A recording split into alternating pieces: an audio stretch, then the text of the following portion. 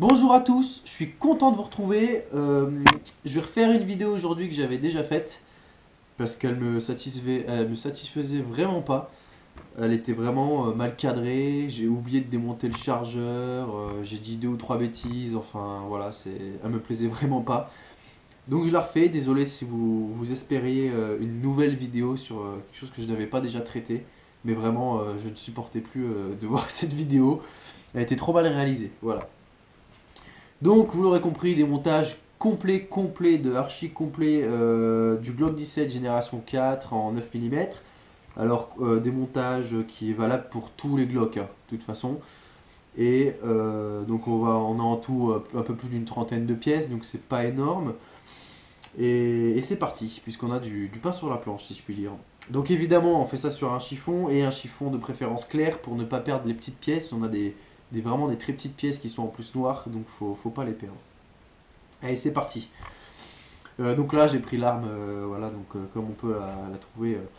Donc, évidemment, vérification de base, puisqu'après, je vais encore recevoir des remarques un peu dérangeantes sur la sécurité. Des fois que je sois un peu bête et que je manie des armes chargées. Donc, manip de sécurité, je les rappelle, on enlève le chargeur.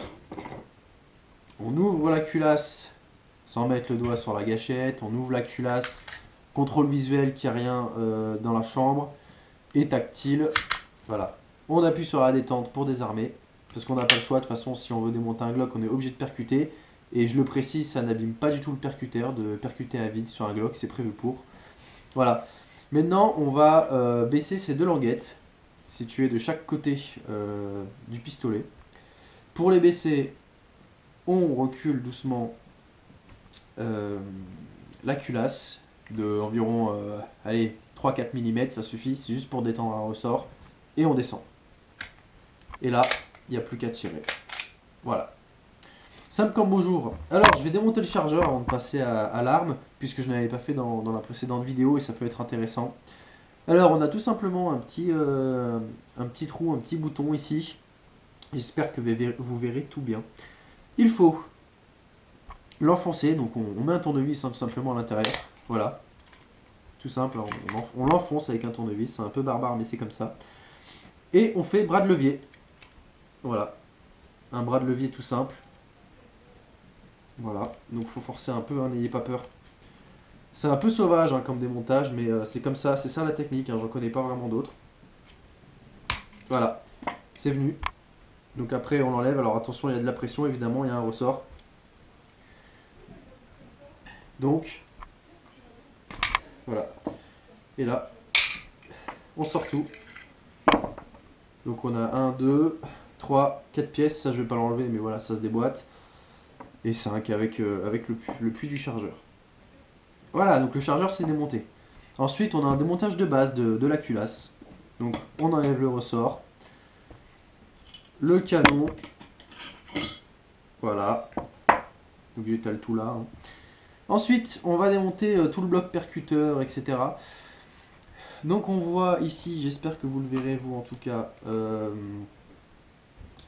On a ça, on a une partie noire ici, là. En fait, on va prendre un tournevis et on va la descendre, comme ça. Donc, on la descend, vous voyez. Et là, hop, pendant que je la descendais, je pousse cette plaque avec mon doigt. Encore une fois, il y a des ressorts, donc faut faire gaffe que rien ne s'échappe. Donc je mets le doigt. Voilà, la plaque hein, qui est au cul d'habitude de la culasse. On peut sortir tout le percuteur. La tige qui sert à ramener l'extracteur, etc. Qui a d'ailleurs un ressort qui s'enlève. Voilà.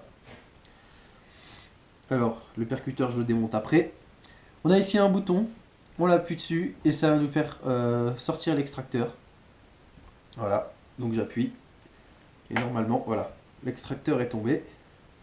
Et ce petit bouton sort aussi. Alors attention, il y a un tout petit ressort aussi avec un... Oups là. Voilà. Et là, la culasse est complètement démontée. Il reste uniquement les éléments de visée. Bon, j'ai pas trop envie de les démonter, mais c'est très simple aussi. Voilà. Le percuteur. Alors je vais mettre ça ailleurs, sinon ça va me gêner. Hop, le percuteur. Alors, comme vous pouvez le voir, il y a une petite partie noire ici. En fait, c'est deux demi-coquilles qui peuvent s'enlever. Il faut descendre le ressort et les enlever. Alors ça, c'est un peu Alors, c'est le plus périlleux hein, sur le démontage de ce Glock. Voilà, une, deux, faut surtout pas les perdre d'ailleurs. Vous voyez, ça ressemble à ça. Voilà. Donc il y en a deux. Alors c'est plus dur, c'est vraiment plus dur à remettre qu'à démonter hein, ces deux demi-coquilles. On a donc un ressort avec ça et le percuteur qui sort de son logement, voilà comme ça. Percuteur en une seule pièce, assez bien travaillé pour sûrement pour l'évacuation de l'eau, etc., de la saleté. C'est une belle pièce ce percuteur. Voilà. On peut passer à la carcasse. Alors, on va commencer par le bouton du chargeur. Alors, j'ai fait une vidéo spéciale hein, sur comment changer le bouton du chargeur de côté. Donc, à la limite, allez voir cette vidéo, ça sera plus propice que celle-ci. Mais on va quand même le démonter, puisque j'ai parlé d'un démontage complet. Et je tiens parole. Alors, j'espère que, je sais pas si vous le verrez, mais on a une tige en fait qui tient le bouton ici. Voilà. Alors, c'est vraiment au pif, hein, puisque je vous rappelle que je filme avec une GoPro. Bref, cette tige, vous comprendrez de toute façon, il faut faire bras de levier pour la sortir de son logement. Donc encore une fois avec un tournevis. Donc je fais mon bras de levier.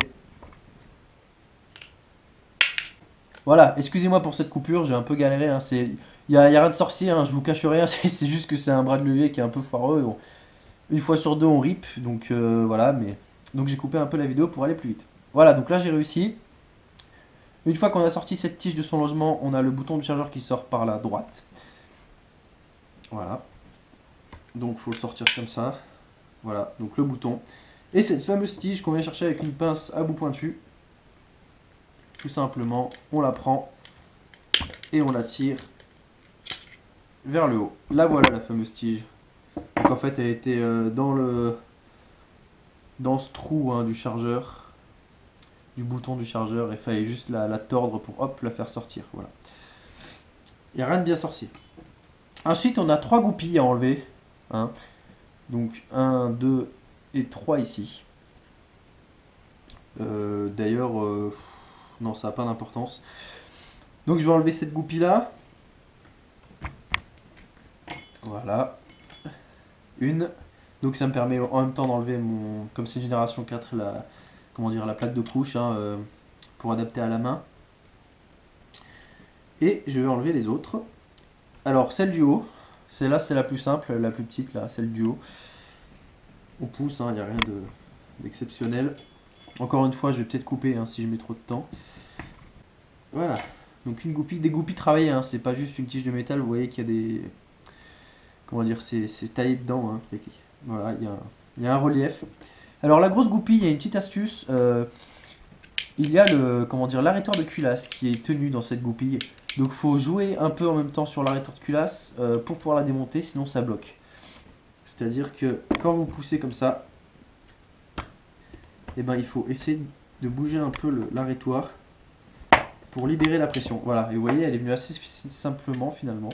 Vous voyez, elle est travaillée aussi, hein, il y a des trous dedans. Là, on a du coup l'arrêtoire de culasse qui vient. On peut démonter, bah en fait, du coup, tout vient, hein, tout le bloc gâchette vient. Voilà. Alors, à démonter, c'est simple aussi. On vient, voilà, on soulève, on tord comme ça, et là ça sort. On peut démonter de ce ressort. Voilà. Alors là, bon, je sais pas trop comment démonter cette partie, je sais même pas si ça se démonte, donc je vais pas m'y risquer. Mais bon, voilà. Et là, pareil, on a un ressort qu'on peut enlever. On peut enlever cette pièce, donc avec un tournevis plat, on vient faire levier. Donc ça reste quand même assez simple globalement, vous voyez, c'est juste qu'il faut aller doucement, pas faire de bêtises. Il y a des pièces un peu fragiles ou petites, voilà, donc je l'ai sorti. Mais c'est quand même, on voit que c'est une arme qui a été très réfléchie, très travaillée. Tout est très simple à démonter, voilà. On a cette pièce qui est là, vous voyez, donc qui peut venir comme ça. Voilà, belle pièce encore. Elles sont bien travaillées. Et notre toute dernière pièce, c'est celle-là qui nous permettait de démonter la culasse. Donc il faut appuyer sur cette partie métallique ici. Voilà, donc la descendre. Et là, la pièce sort par la gauche ou la droite, peu importe. Voilà, on a notre fameuse pièce. Et voilà, c'est déjà fini.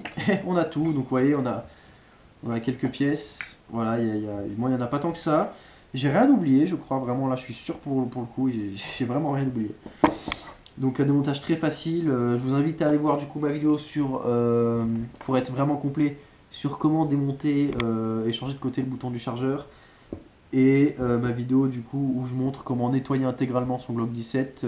Donc, une fois que vous avez fait ce démontage très complet, vous foutez tout dans de l'essence F ou du pétrole désaromatisé, et là votre arme va être vraiment comme neuf sortie d'usine.